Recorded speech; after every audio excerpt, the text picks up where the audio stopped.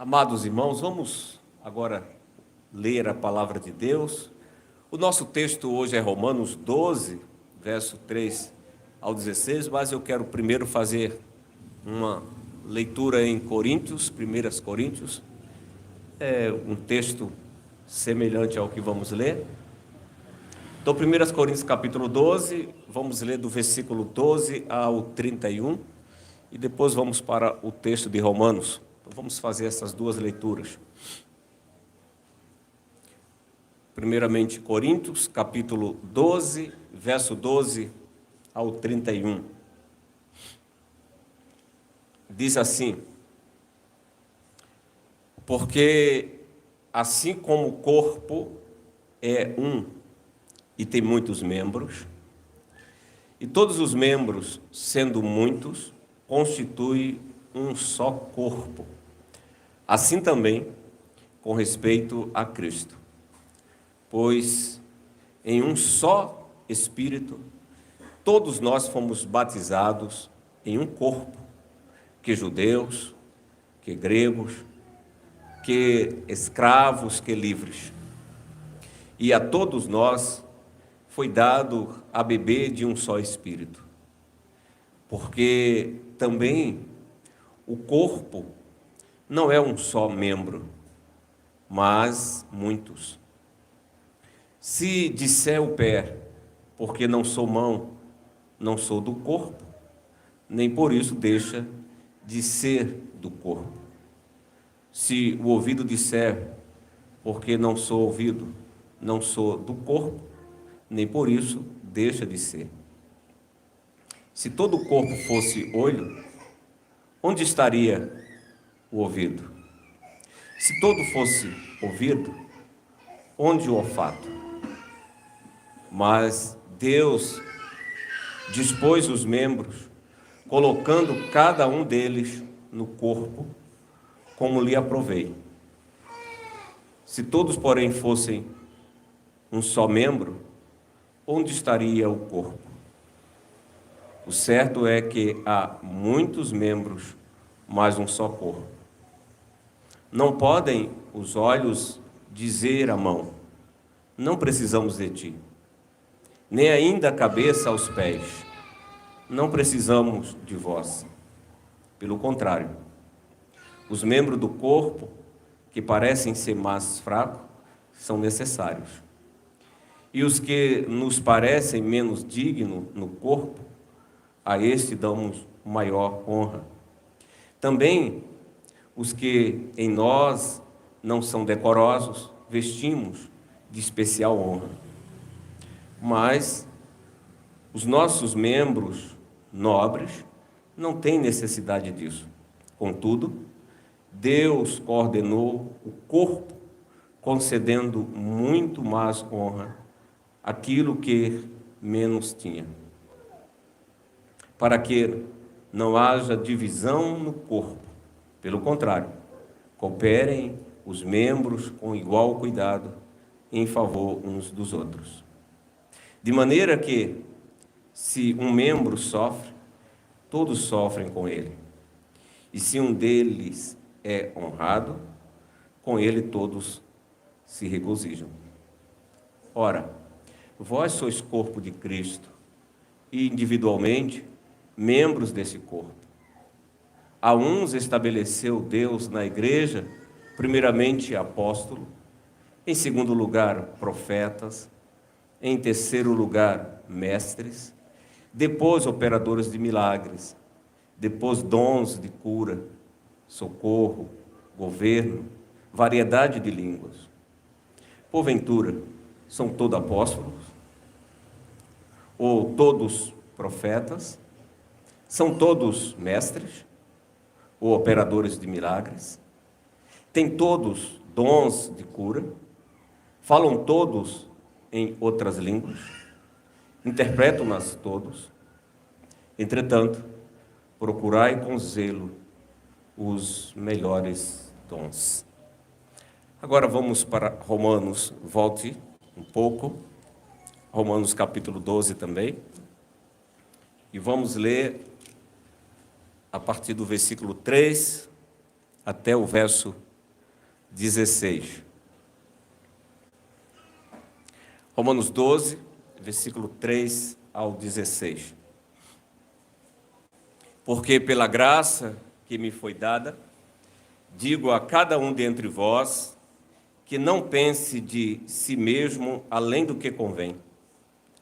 Antes pense com moderação, segundo a medida da fé que Deus repartiu a cada um.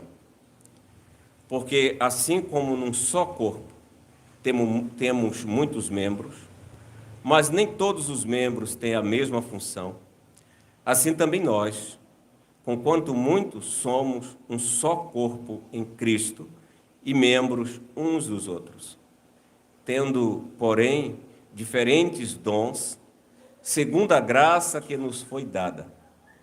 Se profecia, seja segundo a proporção da fé.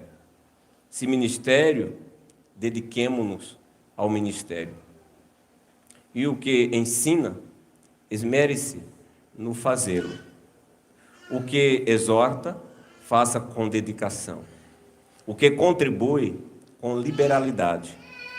E o que preside, com diligência. Quem exerce misericórdia, com alegria. O amor, seja sem hipocrisia. Detestai o mal, apegai-vos ao bem. Amai-vos cordialmente uns aos outros com amor fraternal, preferindo-vos em honrar uns aos outros. No zelo, não sejais remissos, sedes fervorosos de espírito, servindo ao Senhor. Regozijai-vos na esperança, sedes pacientes na tribulação, na oração perseverantes. Compartilhai as necessidades dos santos, praticai a hospitalidade, abençoai os que vos perseguem, abençoai e não amaldiçoeis. Alegrai-vos com os que se alegram e chorai com os que choram. Tende o mesmo sentimento uns para com os outros, em lugar de serdes orgulhosos, condescendei com o que é humilde, não sejais sábios aos vossos próprios olhos. Até aqui, irmãos.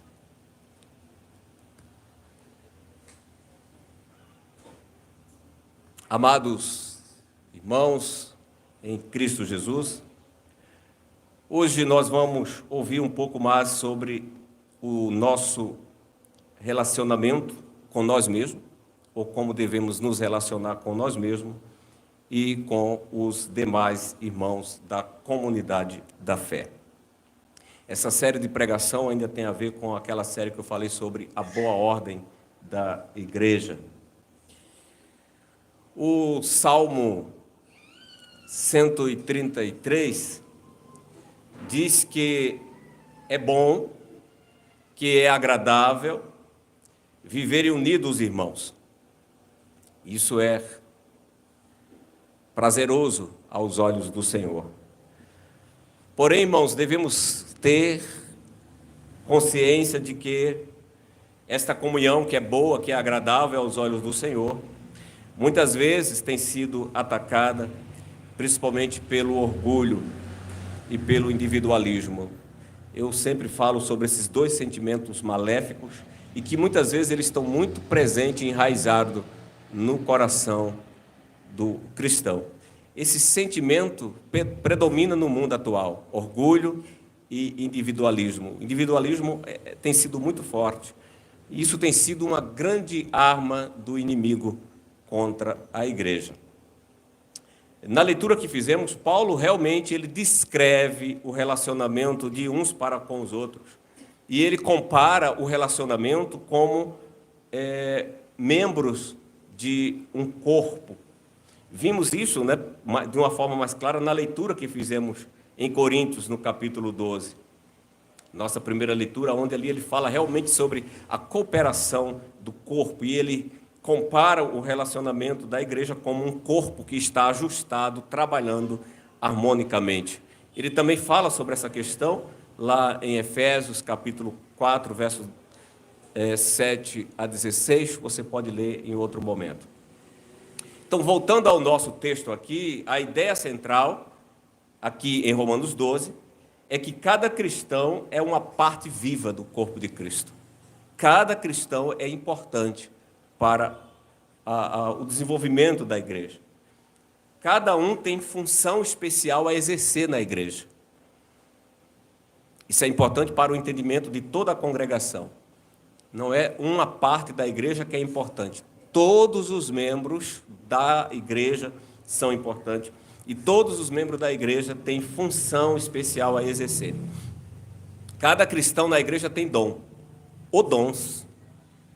E esses dons devem ser usados de acordo com o ensino do apóstolo para o bem do corpo e para aperfeiçoar os outros membros. É para cooperar uns com os outros. Ou seja, Paulo deixa claro que nós pertencemos uns aos outros. Se nós pertencemos uns aos outros, ministremos uns aos outros. E para isso nós também dependemos dos dons que os outros possuem.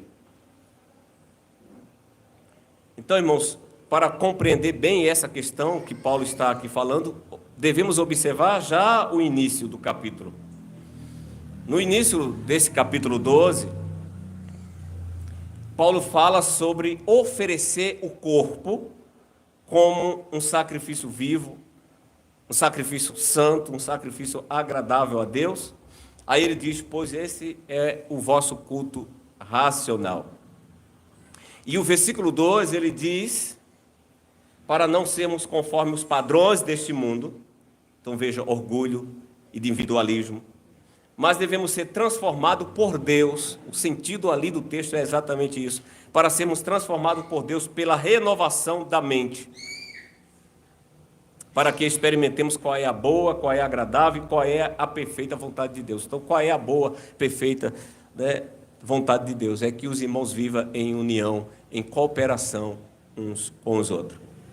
Então, é preciso ter isso em mente. Servir a Deus nada mais é do que fazer a vontade dEle.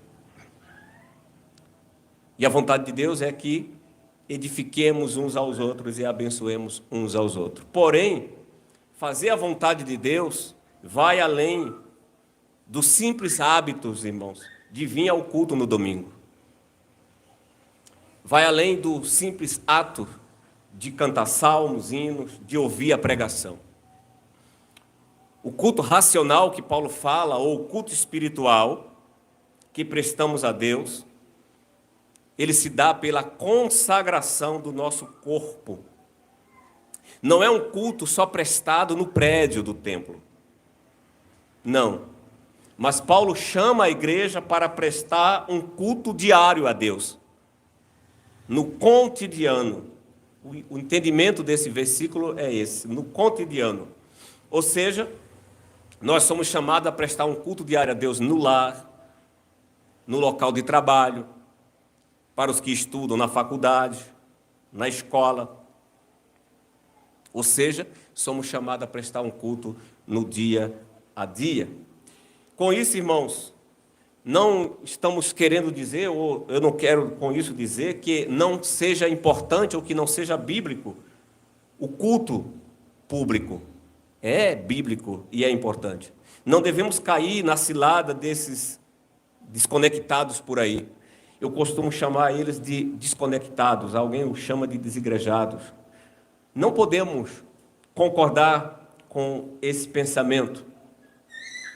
Mas uma coisa também é certa, devemos entender, e isso deve estar em nossa mente, que nenhum culto é agradável a Deus quando é unicamente interior, quando ele é um culto unicamente abstrato ou é um culto místico, ou seja, aquele culto individual, pessoal, em que muita gente cai nesse vacilo e diz assim, meu culto é entre mim e Deus. Não, o culto é público, ele envolve expressões, né? Envolve comunhão, envolve a assembleia, a reunião do povo.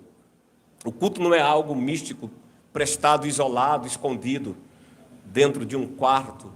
Não é algo totalmente espiritual, conexão, um tipo de uma gnose. Não. Pelo contrário, a nossa adoração deve ser expressa em atos concretos. de um serviço manifestado a Deus, mas esse culto, que deve ser um culto de ato, não um culto simplesmente de religiosidade, de falar línguas, de cantar salmos, mas deve ser um culto demonstrado principalmente no cuidado que devemos ter em um para com os outros. O culto racional se dá nesse cuidado que devemos ter em um para com os outros. De modo que Paulo fala, irmãos, a igreja de Romanos, né, aqui ele trata de elementos essenciais que o cristão deve cultivar para o crescimento da igreja, ou para a edificação da igreja. O culto racional espiritual que vai trazer bom resultado. Para isso, Paulo fala algo que é essencial e que é importante para todos nós como igreja ouvirmos. Ele destaca aqui alguns pontos. O primeiro dele é que o cristão deve procurar ter uma visão correta de si mesmo. Um culto bíblico se dá com esse entendimento que cada cristão precisa ter. Ele precisa ter, em primeiro lugar, uma visão correta de si mesmo. Veja o versículo 3.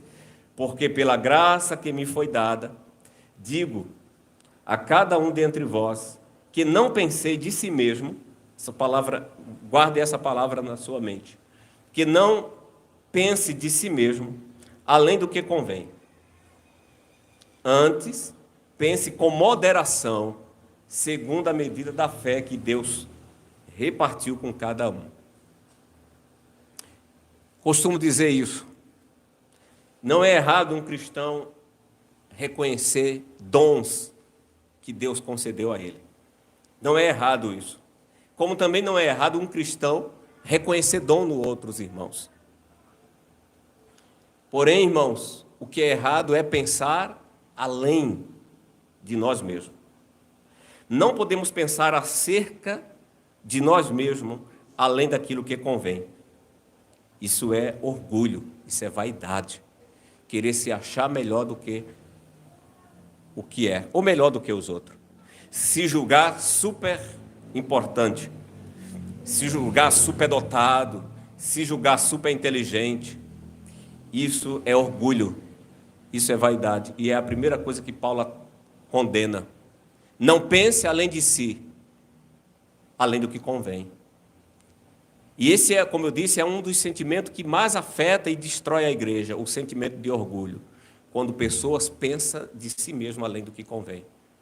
Quando se ensoberbece, quando se julga mais sábio, mais crente, mais piedoso, mais sábio, mais bonito, não sei. Não pense de si mesmo além do que convém, é a primeira questão. Por quê? Paulo explica em seguida, porque os nossos dons, eles são concedidos pela graça. Mesmo alguém que tem um dom, a eloquência, uma boa oratória, prega bem, tem uma boa comunicação, ou tem outros dons para exercer na igreja, tem recursos, tem muito dinheiro para ofertar, ele deve reconhecer que tudo isso provém da graça de Deus. E sendo assim, esses dons devem ser aceitos e devem ser exercitados por fé, não por orgulho, não por vaidade. Por quê? Porque nós fomos salvos pela graça e fomos salvos mediante a fé. Efésios 2, verso 8 a 9. Assim também devemos viver da mesma forma. Uma vez que os nossos dons vêm de Deus, não podemos assumir crédito, assim como é a salvação. Não podemos assumir crédito algum por esses dons. Posso dizer, irmãos, que tudo o que nos cabe concernente aos dons é aceitá-lo e usá-lo para honrar o nome de Deus. Paulo, escrevendo em sua carta em 1 Coríntios, capítulo 15, versículo 10, ele diz, dando um testemunho de si mesmo, ele diz assim: mas pela graça de Deus sou o que sou. E a sua graça que me foi concedida não se tornou vã. Pelo contrário, trabalhei muito mais do que todos eles. Todavia, e aqui ele reconhece algo que é importante, todavia, não eu, mas a graça de Deus comigo. Então, Paulo, quando vai falar sobre o seu trabalho, o grande apóstolo que ele é, ele vai reconhecer que isso não foi ele, mas a graça de Deus. Assim, meus irmãos, quando os cristãos de uma igreja reconhecem os seus dons, e quando um cristão em uma igreja local aceita esses dons pela fé e usa para a glória de Deus, o Senhor pode abençoar, irmãos, de maneira extraordinária, de maneira maravilhosa, tanto a vida dessa pessoa, que usa os dons que Deus deu a ela para a glória de Deus, como também Deus pode usar esses dons para o bem dos demais irmãos. Com isso, o nome de Deus é glorificado. Mas lembremos sempre, não pense de você mesmo, além daquilo que convém. Isso é orgulho, isso é vaidade e não agrada a Deus. Em segundo lugar, Paulo fala sobre algo também importante. A segunda lição que ele dá é que cada cristão deve cooperar fielmente com os seus dons. Eu não devo me vangloriar, eu não devo tomar os dons como vaidade ou como algo próprio meu, mas Paulo diz que, pelo contrário, devemos cooperar fielmente com os dons que Deus nos deu. Versículo 4 a 8 ele diz: porque assim como num só corpo temos muitos membros, mas nem todos os membros têm a mesma função. Assim também em nós, ele diz, assim também nós, embora sejamos muitos, somos um só corpo em Cristo, e membros uns dos outros. Temos, porém, diferentes dons, segundo a graça que nos foi dada. Aí ele diz: se profecia, seja segundo a proporção da fé. Se é ministério, dediquemo-nos ao ministério. E o que ensina, dedique-se. Né? O que ensina, dedique-se ao ensino. O que exorta, faça com dedicação. O que contribui, faça com generosidade. De forma liberal. O que preside, com zelo. E o que exerce misericórdia, ele diz: faça isso com alegria. Veja, ele está chamando a cooperar com os nossos dons de forma fiel. De forma fiel. Tanto o que ensina, faça isso, como ele está dizendo aqui, né, com dedicação. O que exorta, o que contribui, faça com generosidade. Cada cristão, como temos visto, possui um dom, ou possui dons diferentes. Deus concedeu diversos dons na igreja local. Para quê? Esses dons foram concedidos na igreja? Para que a igreja cresça de modo equilibrado. Mas cada cristão deve exercitar o seu dom por fé de forma fiel. Percebamos isso. Para alguns, Deus deu a habilidade, por exemplo, de governar a igreja, ou de administrar diversas funções na igreja. Mas esse dom que Deus deu a alguns para governo da igreja, Deus não deu esse dom para dominar a igreja, para controlar a igreja, para impor a sua vontade pessoal. Não é? Mas ele deu esse dom para que esses que têm essa habilidade cuidem da igreja. Para isso, meus irmãos, qualquer que seja o nosso dom, nós devemos consagrá-lo a Deus e devemos usar para o bem de toda a congregação. É triste quando alguém usa um determinado dom em proveito próprio, não em proveito da igreja. Podemos dizer que isso é algo triste. É triste quando também apenas alguns dons na igreja são enfatizados. Quando simplesmente determinados dons em uma igreja local é enfatizado.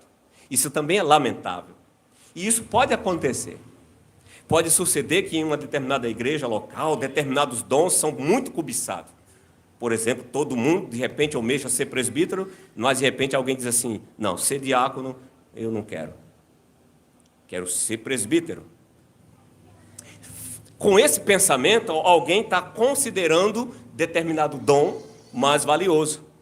Está menosprezando, por exemplo, o dom da diaconia, o dom do cuidado, o dom da misericórdia, que é um dom excepcional na igreja. Para que uma igreja funcione bem, tem que haver uma boa diaconia. Então, é necessário que não venhamos colocar determinado dom com superioridade aos demais dons. O apóstolo Paulo escreve isso em 1 Coríntios, a leitura que fizemos, veja o versículo 29, capítulo 12, versículo 29 a 30, ele diz, porventura, são todos apóstolos? Ou todos profetas?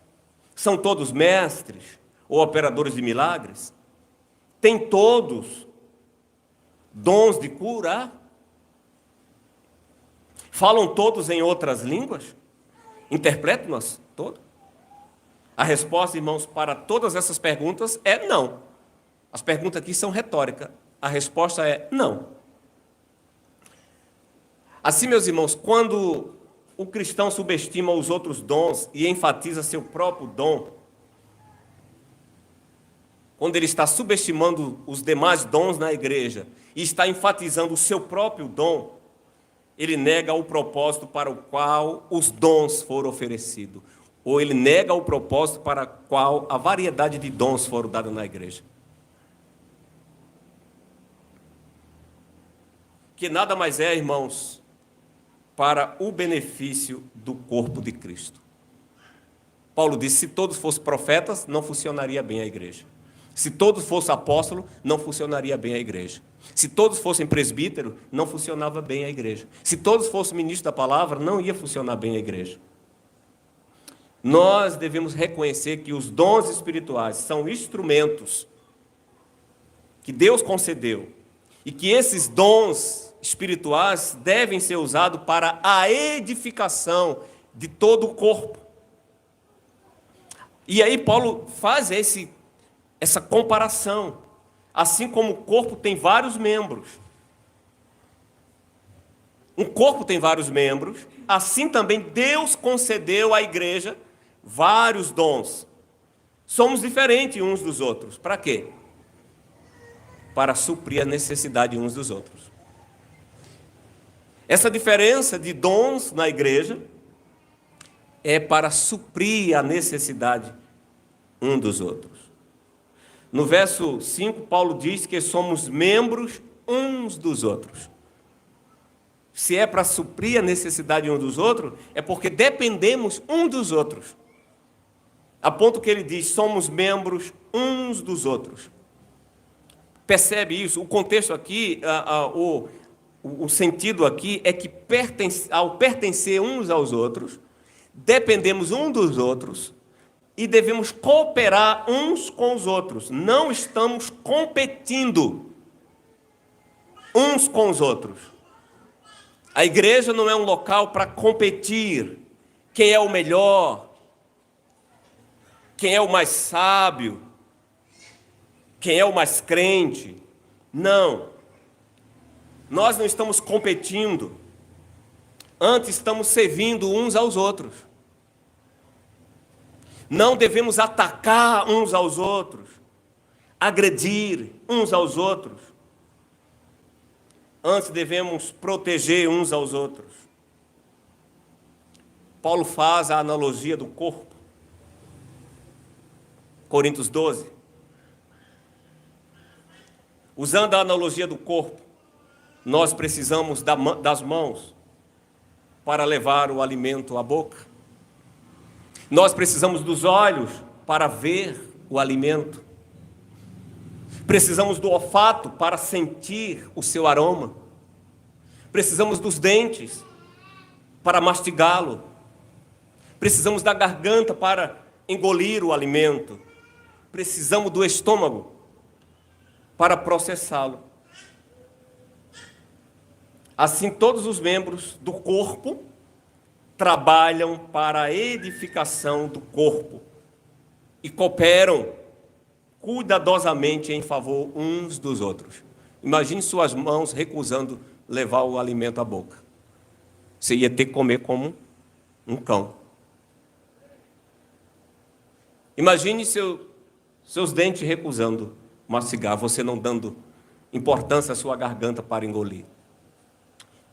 Cada membro do corpo, um corpo saudável, cada membro, cada órgão está funcionando corretamente. Em prol de quê? Da saúde do corpo. Em prol do bem-estar do corpo. Se o estômago não está bem, por mais que seja saborosa a comida, você vai passar mal. Então, assim, irmãos, Paulo está nos ensinando a cooperar cuidadosamente em favor uns dos outros. Isso é a igreja. E como é lindo isso. Os membros edificando, usando os seus dons para edificar e cuidar uns dos outros, porque precisamos uns dos outros. Em terceiro lugar, o cristão deve procurar exercer os seus dons espirituais em amor. Terceiro ponto que Paulo destaca aqui. Então, não podemos usar os dons para nos vangloriarmos, não devemos usar os dons fielmente, mas, em terceiro lugar, devemos exercitar esses dons em amor. Veja verso 9 e 10. Ele diz: o amor seja sem hipocrisia, odeie o mal, apegue-se ao bem, ame uns aos outros com amor fraternal. Quanto à honra, dê sempre preferência aos outros. Esse ponto é interessante. A ênfase aqui, irmãos, é sobre a atitude de exercitar os dons espirituais. Por quê? Porque é possível usar um dom espiritual de maneira não espiritual. Mais uma vez, grave isso em sua mente. É possível alguém usar um dom espiritual de modo não espiritual. Quando usamos os dons e não temos amor, esse dom não está sendo usado de forma espiritual, mas de forma carnal.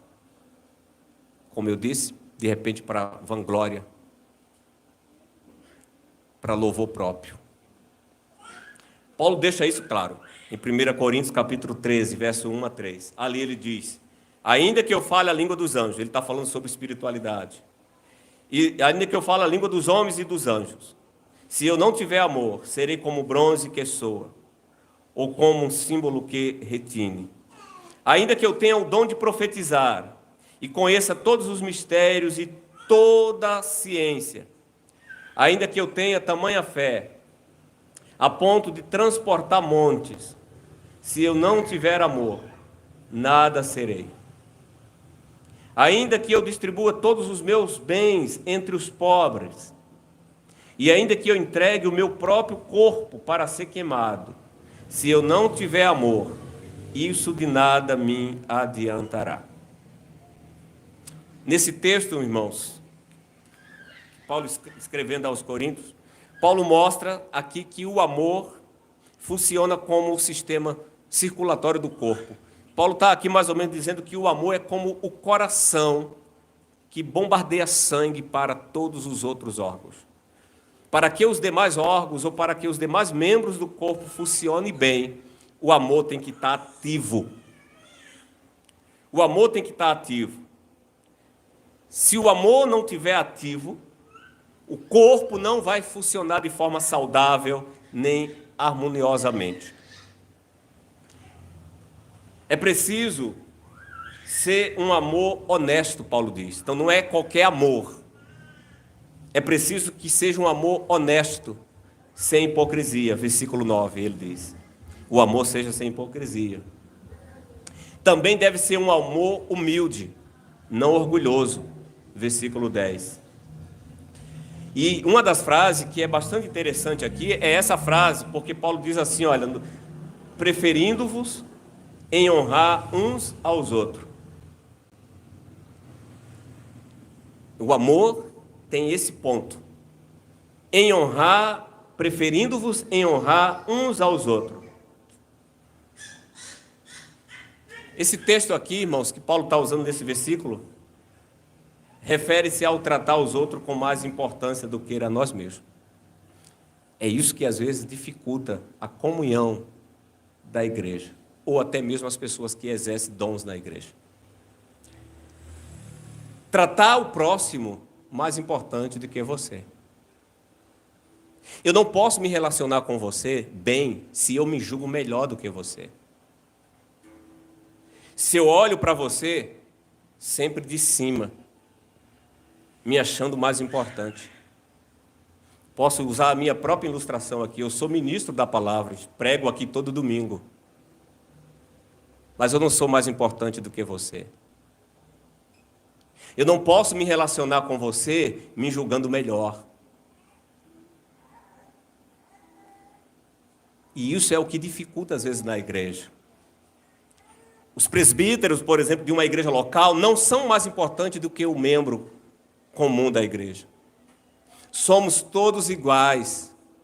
Mas nessa igualdade, Paulo diz que você deve tratar o seu irmão como superior a você, percebe? Sempre com respeito, com honra.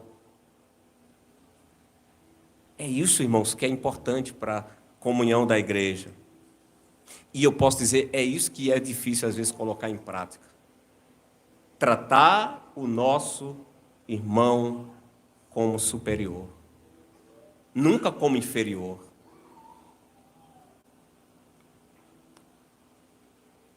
Paulo admoesta aqui os seus leitores, irmãos, a manter um zelo espiritual. Por quê? Porque estamos servindo ao Senhor, não estamos servindo a homens. O cristão não pode permitir, aí Paulo vai falar, se estamos servindo ao Senhor e devemos tratar o outro com superioridade, não devemos permitir que esse zelo esfrie quando vir dificuldade. Mesmo em todo cuidado que devemos ter com os irmãos, vem luta. E aí ele vai dizer, regozijai-vos na esperança, sede paciente na tribulação, na oração perseverante. Versículo 12. Por fim, Paulo lembra aos irmãos e romanos que devem se colocar no lugar dos outros. Então, olha, tratar os outros com superioridade, isso para ter a igreja ser harmônica e para que a igreja cresça saudavelmente, é necessário que você trate o irmão com superioridade, mas além do mais, Paulo também fala sobre você se colocar no lugar do seu irmão. Isso também é difícil. E aí ele vai dizer, ajude a suprir as necessidades dos santos, pratique a hospitalidade, abençoe aqueles que perseguem vocês, abençoe e não amaldiçoe. Verso 15, alegre-se com os que se alegram, chorem com os que choram. Verso 16, tenha o mesmo modo de pensar de um para com os outros. Em vez de serem orgulhosos, sejam solidários com os humildes. Não sejam sábios aos seus próprios olhos. Verso 16. Percebe, irmãos? Colocar-se no lugar do outro é uma função especial para o bom desenvolvimento e o bom desempenho da igreja. Tratar o outro de forma amorosa, sem hipocrisia, com superioridade e se colocar no lugar do outro. Tudo isso traz harmonia para o equilíbrio da igreja. Eu gostaria de concluir dizendo, irmãos, que a comunhão cristã vai além de uma simples tapinha nas costas e de um simples aperto de mão no domingo aqui. Comunhão cristã vai além. Comunhão cristã, irmãos, ou comunhão da igreja, significa dividir os fardos. Significa dividir as bênçãos uns com os outros, para que todos cresçam juntos, para que todos glorifiquem junto o Senhor. Isto é a verdadeira comunhão. A verdadeira comunhão se dá na partilha. Amar, se dedicar, orar, encorajar, aconselhar mutuamente uns aos outros. E como Paulo fala aqui mesmo, chorar uns com os outros. Se colocar no lugar do outro, ser sensível, reconhecer a dor. Às vezes não precisa muita coisa, simplesmente dizer assim: meu irmão, estou com você, vou orar por você, vai dar tudo certo. Isso é exigido de nós. Isso é comunhão. Assim, meus irmãos, é exigido de cada membro da igreja uma atitude humilde. É exigido de cada membro da igreja uma disposição para compartilhar o bem. Paulo fala: não retribua o mal com o bem, o bem com o mal. Devemos ter essa consciência. As marcas de um cristão que verdadeiramente pertence ao corpo de Cristo é amor, humildade e partilha. Porque o conceito, como eu disse, de amor e de humildade envolve a questão de tratar o próximo com superioridade e colocar-se no lugar do outro. Quem assim se comporta, posso dizer, pertence ao corpo de Cristo e está trabalhando na edificação uns dos outros. Amém.